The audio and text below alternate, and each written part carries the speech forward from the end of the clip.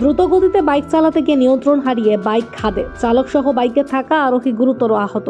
ঘটনার বিবরণে জানা যায়, শান্তির বাজার মহকুমায় অন্তর্গত বীরচন্দ্র মনুতে সাপ্তাহিক বাজার হয় শনিবার। এই সাপ্তাহিক বাজারে রাজ্যের বিভিন্ন প্রান্ত থেকে আসেন ক্রেতা বিক্রেতারা। জানা গেছে, রূপেশ ত্রিপুরা নামের এক যুবক তুইবান্দাল থেকে বীরচন্দ্র মনু সাপ্তাহিক বাজারে আসে।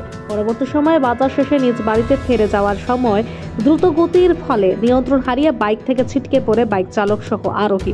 এতে উভয় গুরুতর আহত হয়। ঘটনা বীরচন্দ্র মনু লাচি ক্যাম্প সংলগ্ন ৮ নম্বর জাতীয় সড়কে। জানা যায়, এতে করে বাইক চালক রূপেশ ত্রিপুরার পা ভেঙে যায় এবং গুরুতর আহত হয়েছে।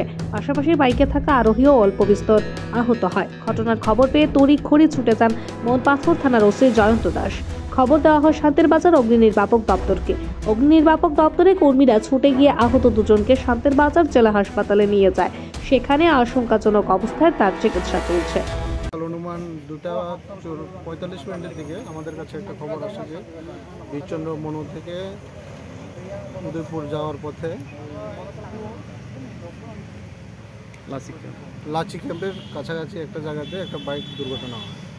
তো সঙ্গে সঙ্গে খবর পেয়ে আমরা দুর্ঘটনাস্থলে এসে দেখি TR07C 8453 নম্বরের একটি বাইক দুর্ঘটনার কবলে পড়ে এবং এতে দুজন আহত।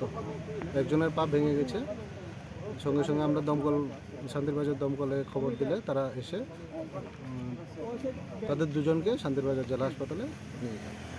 শান্তির বাজার প্রতিনিধির রিপোর্ট, নিউজ বাংলা।